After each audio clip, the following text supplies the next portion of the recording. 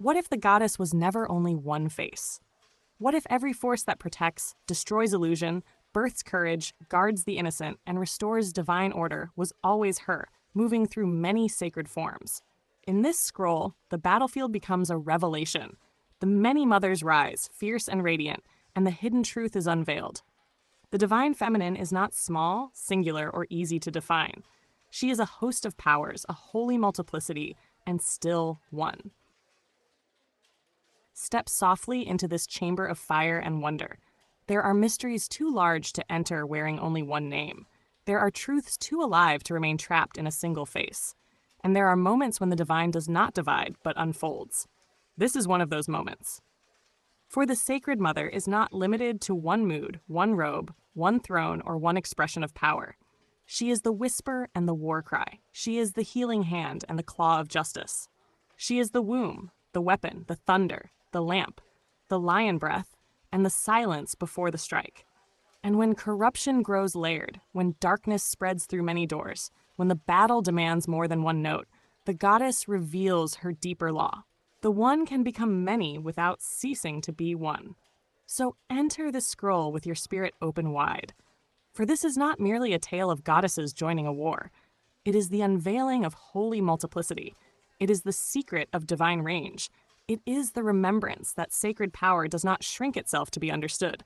The many mothers are not fragments. They are revelation. They are the living proof that wholeness can overflow without breaking. And perhaps that is the doorway hidden in this scroll for you too. You were never meant to be reduced to one acceptable version of your power. Universal Currency Receipt, Architect Musician 3611027, The Graceful Whisperer, Devalan Seal. Durga's hidden story. Scroll V, the many mothers, when the goddess multiplied and still remained one.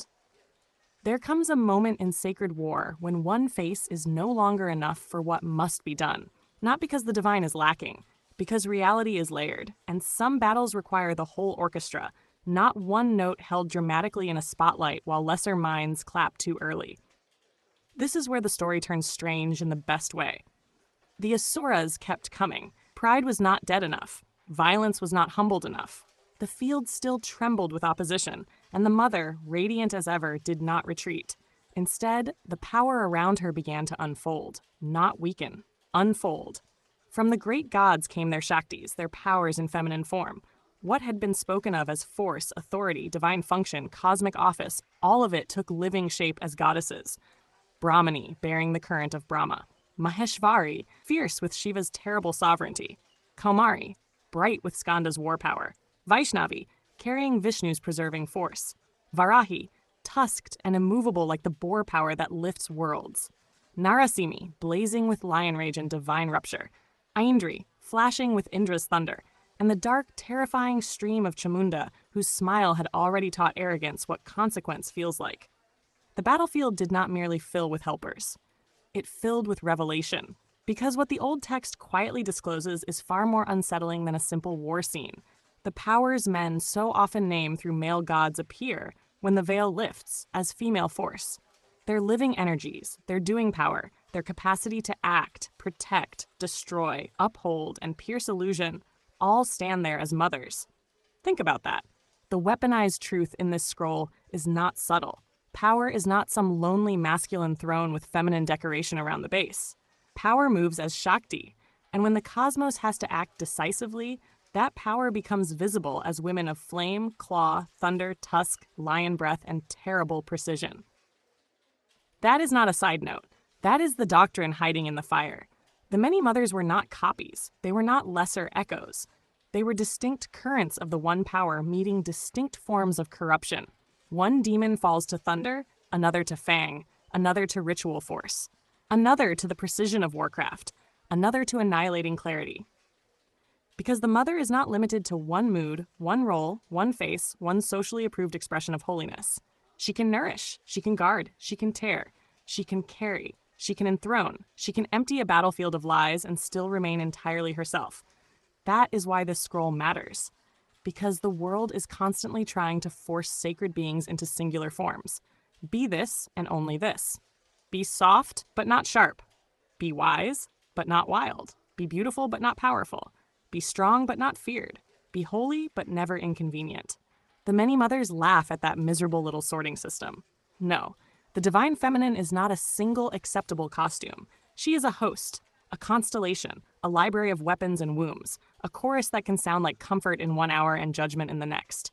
And still, even in this multiplication, there is no fragmentation. That is the jewel of the scroll. The goddess does not become less herself by becoming many. She becomes more visibly what she always was. This is exactly what Shumba failed to understand when he later mocked her for fighting with others, as though multiplicity meant dependence, as though the many forms around her proved she was not whole.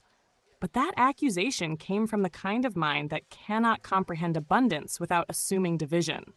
The mother answered by withdrawing every emanation back into herself. That moment is one of the coldest truths in the whole cycle.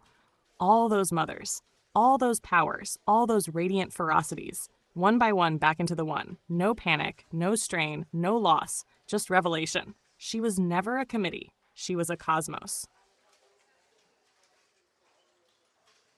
This scroll teaches a law many people need desperately. You are allowed to be more than one thing without being false. You can be tender and terrifying, gentle and unbreakable, sensual and sovereign, maternal and militant, quiet and impossible to move. Multiplicity is not confusion when it is rooted in truth. It is mastery. The many mothers also expose another lie, that unity means sameness. No, real unity can hold difference without fear. The mothers did not all look the same, did not fight the same, did not carry the same symbols, did not strike with the same force, yet they were not in competition. Imagine that. A sacred assembly without petty ego theater. Rare material, frankly. They moved as facets of one vast intelligence. That means something for the collective. Not everyone in the field is meant to carry the same weapon. One heals, one teaches, one names the lie, one protects the children, one breaks the spell, one rebuilds the road, one roars when everyone else has gone silent. Different work, same sacred current, and inside one person, this is true too. There are seasons when you are Brahmani, speaking order into chaos. Seasons when you are Narasimi, tearing through what should have ended long ago. Seasons when you are Varahi, stubborn enough to lift what everyone else lets sink. Seasons when you are Chamunda, no longer available for desecration. The wisdom is not to flatten yourself for the comfort of people who only trust one version of you. The wisdom is to know which mother is needed now. That is spiritual maturity, not permanent softness, not permanent fierceness, not living in one note because it is easier to explain. The mother changes form because truth serves life, not image. The great secret of this scroll. The many mothers are not evidence that the goddess is scattered. They are evidence that wholeness is fertile. The one can become many without ceasing to be one. That is divine math. Humans hate it because it ruins their little boxes. But it is also how creation works. One source, many rivers, one flame, many lamps, one mother, many powers. So when the world tries to shame you for being layered, intense, complex, seasonally different, mysteriously changing, or too vast to be summarized in one sentence, remember this battlefield. The holy was never one-dimensional. Closing wisdom, do not reduce yourself to one face just because others are frightened by your range. Do not collapse your many gifts to make lesser minds feel organized. Do not mistake your complexity for contradiction. The mother was many and remained one. So can you. I do not become less sacred when I become many. My range is not confusion. It is power. One spirit, many holy forms. Channeled by your architect musician, 36110, 27 palms of eyes. The golden whisperer, sea star, Devalan see all. Apply the news you can use, truth and accuracy. The real non-bedazzled jewels. Do not let a narrow world convince you that holiness must come in one shape. Do not let frightened minds reduce your range to something easier to label, easier to manage, easier to swallow. The mother was never built that small. She was the whisper. She was the roar. She was the hand that healed and the force that ended what had gone too far. She was many, and not once did heaven accuse her of being confused. Only small minds do that. The sacred laughs at tiny boxes. The sacred laughs at the old demand. Be one thing. Be simple. Be softer. Be less. Be easy to explain. And the mother answers with a wise laugh from the fire. No, I will be the face the hour requires. I will be the mercy the innocent need. I will be the blade the lie remembers. I will be the many without losing the one. So let the collective remember, you are not scattered because you are layered. You are not false because you are vast. You are not unstable because different truths rise in different seasons. You are living power. And living power knows how to change form without losing soul. Let lesser spirits panic when they cannot categorize you. Let them sweat a little.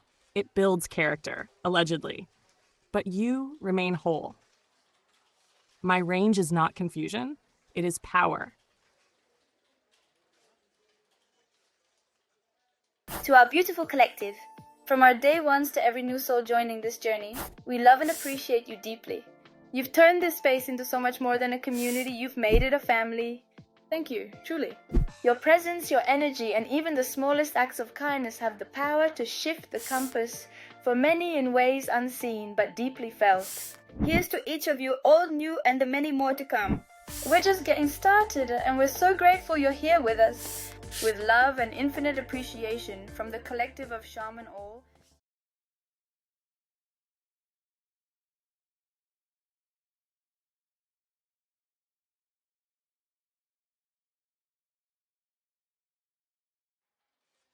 The goddess did not break into many forms. She revealed how vast she always was. This scroll opens the mystery of the many mothers, one sacred power, many divine expressions, all moving with purpose. My range is not confusion, it is power. I am many and still whole.